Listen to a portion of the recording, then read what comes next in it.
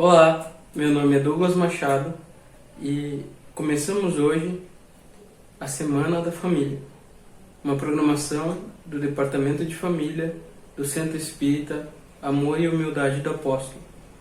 Nós vamos realizar o estudo do Evangelho segundo o Espiritismo, capítulo 14, Honrar o vosso pai e vossa mãe.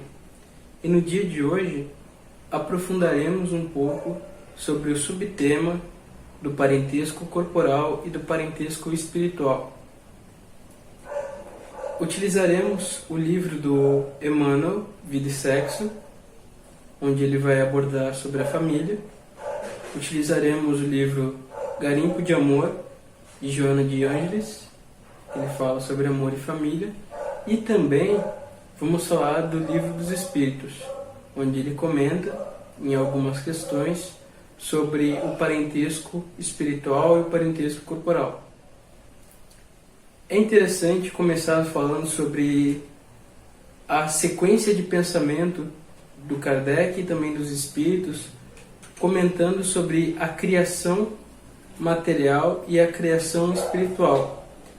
A partir da pergunta 203, faz essa distinção, onde fala-se sobre a criação a partir de Deus, a criação espiritual e a criação do corpo físico, do corpo animal.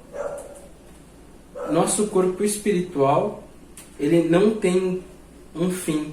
Ele possui um começo, que é quando Deus nos cria, mas ele não vai ter um fim. E o corpo material, ele tem um começo, que é a concepção do esperma com o óvulo, e vai ter um fim quando nós damos o último suspiro e o laço espiritual é cortado do corpo físico. Nós fazemos essa distinção para nos auxiliar na compreensão do que é a nossa família espiritual e a nossa família material. Durante o período onde é necessário a reencarnação, ou seja, no princípio da nossa criação, até nos tornarmos espíritos puros, onde já não é mais necessário reencarnar, vamos ter milhares, talvez milhões de pais, irmãos, irmãs, e cada um desses espíritos interpreta um papel diferente. Assim como nós não vamos realizar toda a nossa evolução espiritual em um mesmo orbe, num mesmo planeta, não vai ser feita toda a progressão de reencarnações em uma mesma família consanguínea. Pois temos missões diferentes, aprendizados diferentes, em etapas diferentes. Então é necessário que alguns laços espirituais sejam fortalecidos ou estabelecidos a partir dos laços consanguíneos. É importante perceber que também a criação desses laços espirituais com o dogma espírita da reencarnação, eles não vão se enfraquecer, nossos laços de parentesco, mas sim vão se fortalecer, pois nós somos espíritos em constante progresso. Nós viemos de uma natureza espiritual, passamos por uma prova material e retornamos à pátria espiritual. E esses vínculos que são criados como nós, criaturas de Deus, aqui no mundo material ou do outro lado, ele é fortalecido com o tempo. Nós nos unimos pelo ideal, nos unimos pela vontade, pelo amor, pelo trabalho, e com toda certeza, conforme o tempo vai passando, conforme as experiências vão se aprimorando e se acumulando, esses laços vão se estreitando, pois cada vez gostamos mais de nossos irmãos. Porquanto os laços consanguíneos às vezes acabam aqui na Terra. Se não há uma comunhão de pensamento entre os espíritos que estão encarnados em uma família, se não há uma simpatia que os una, um amor que os una, desde essa vida, esses laços são rompidos. Famílias se desfazem, famílias se esquecem. Temos os exemplos de milhares e milhões de velhinhos nos asilos e também muitas crianças em instituições de acolhimento. Enfim, os exemplos são diversos. Mas precisamos compreender o seguinte: se esses laços pré-existem à reencarnação, se eles são construídos com as diversas experiências materiais que nós temos aqui na Terra e em outros planetas, como que esses núcleos familiares são compostos? Como que nós vamos ter a constituição das famílias? Nós nos unimos apenas por simpatia? Ou não? Nós nos unimos apenas de uma forma aleatória?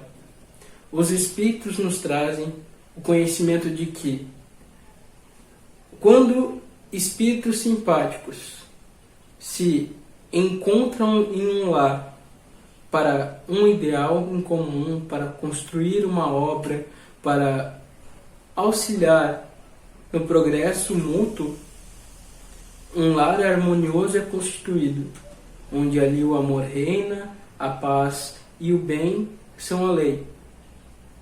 Mas não é sempre assim que acontece. Há também aqueles lares onde espíritos que lutaram por milhares de anos são convidados por Deus, através dos laços consanguíneos, a conviver de uma maneira mais íntima, mais próxima no lar, para aprender passo a passo, degrau por degrau, a se amarem e se respeitarem, esquecendo as divergências e esquecendo no sentido de perdoar, no sentido de aprender com a situação e construindo laços de amor onde um dia houveram laços de ódio. Quando nós fazemos essa distinção entre lares simpáticos e antipáticos, já começa a ficar um pouco mais compreensível por que há tantos lares diferentes e tantas famílias diferentes. Por que nós ouvimos aquela velha história, a ovelha negra da família, ou a ovelha cor-de-rosa, ou a ovelha colorida, ou a ovelha azul, ou verde, sei lá. E, geralmente eu era a ovelha nerd da minha família, né? Mas é engraçado essas questões de como que os espíritos que encarnam uma família podem ser tão diferentes. E é importante esse mecanismo de Deus que nos oferece a conviver com as diferenças. Porque partimos do princípio também que os espíritos são individuais. Cada um de nós tem uma história, cada um de nós tem uma personalidade. E desde já, na família, aprendemos a conviver com as diferenças, a perdoar, a ser humilde, a ser benevolente, a ser resignado. Então,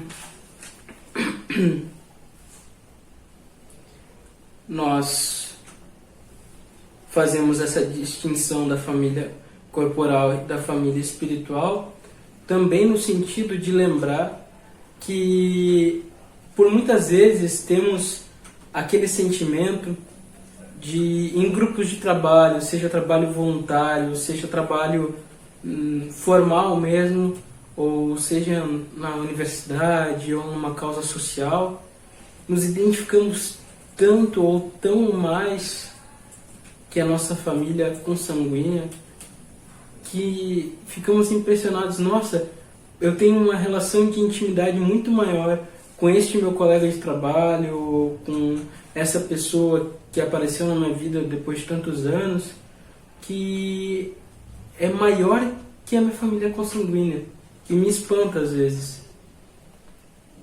E como é que isso se explica? Como é que isso se dá? Então, nós entendemos que por esses laços de simpatia esses laços de amor invisíveis a nós como encarnados, nos atraem mutuamente. Nós, mesmo que encarnados inconscientemente, procuramos esses espíritos simpáticos. Nós, no mundo espiritual, planejamos a nossa reencarnação, planejamos as nossas provas, as nossas expiações, tentamos combinar o que é que a gente vai realizar, a gente promete 10 coisas, cumpre uma, mas também sabemos quais os espíritos que vão estar no que a gente pode chamar o jogo da reencarnação, né? Nessa arena de provas e expiações, e como que nós vamos poder reencontrá-los. Por quê e para quê? Para que, reencontrando esses espíritos, um fortaleça o outro diante as provas e dificuldades da vida terrena. Também pode acontecer nas questões de famílias onde espíritos antipáticos que eram inimigos reencarnem por um motivo que ou os pais podem, de alguma maneira, auxiliar aquele espírito que está reencarnando ali a superar suas más tendências, ou também aqueles espíritos que se odeiam começar a desenvolver o sentimento de amor. Nós também falamos que dentro da família é importantíssimo os pais perceberem o dever e a missão de educar os seus filhos. Não é, pois, que o laço espiritual seria mais importante que os pais materiais podem se anuir às responsabilidades da educação de seus filhos. É importantíssimo que os pais percebam que a educação de seus filhos e o progresso moral deles é um fator que vai modificar a humanidade, que vai modificar aquele espírito e, em consequência disso, a humanidade. Pois é no núcleo familiar onde aquele espírito que se apresenta como uma criança vai apresentar também as suas más tendências e suas virtudes, desde a tenra idade. Nós somos espíritos que não dependemos de um corpo físico, nosso corpo físico não vai definir se o espírito é infantil ou se o espírito é velho. O espírito é o mesmo. O mecanismo que ele utiliza para expressar modifica-se. Compreendemos esse conceito e, para prosseguir, percebemos que os pais eles vão auxiliar aqueles filhos que têm mais dificuldades em aprender as provas morais e as provas também mais de humildade, de resignação, pois Deus permite que esses espíritos mais ignorantes solicitem pais que vão nos auxiliar, para que todos nós converjamos para uma família espiritual e única. Somos todos filhos de Deus. Lembramos também que na lição do maior mandamento, que fala do amar ao próximo como a si mesmo, os Espíritos nos dizem que para amar a Deus, que amemos sua criatura, sua criação. Então, nos amando mutuamente, estamos amando também a Deus. E não temos como amar a Deus se odiamos nosso irmão. Caminhamos então todos unidos para uma grande família. E questionamos agora, e se naqueles lares onde a briga, a discórdia, a desavença, o crime existe e o espírito que já tem um ideal no bem ou já tem um olhar mais espiritualizado das situações e das provas aqui na Terra, está desacreditado no amor, é um momento importantíssimo para a oração, pois aquele que ora, ama, e aquele que está desacreditado do amor precisa mais ainda da oração. E nesses momentos mais difíceis, onde a nossa família, amigos ou sociedade nos parecem ser tão cruéis ou ser tão difíceis, oremos e que com toda certeza Deus vai nos atender da melhor maneira possível. Talvez não da maneira que nós desejamos, talvez não da maneira que nós pedimos, mas com toda certeza da melhor maneira para a nossa evolução espiritual e moral. Eu convido todos agora a realizar uma oração. Pai nosso, que estais no céu, santificado seja o vosso nome. Venha a nós o vosso reino, seja feita a vossa vontade, assim na terra como no céu. O pão nosso de cada dia nos dai hoje. Perdoai as nossas ofensas, assim como nós perdoamos a quem nos tem ofendido. E não nos deixeis cair em tentação, e livrai-nos de todo mal, que assim seja. Obrigado, meus irmãos. Foi um prazer comentar nesses momentos sobre o Evangelho de Jesus Cristo, e que a paz do Senhor esteja com vocês. Obrigado.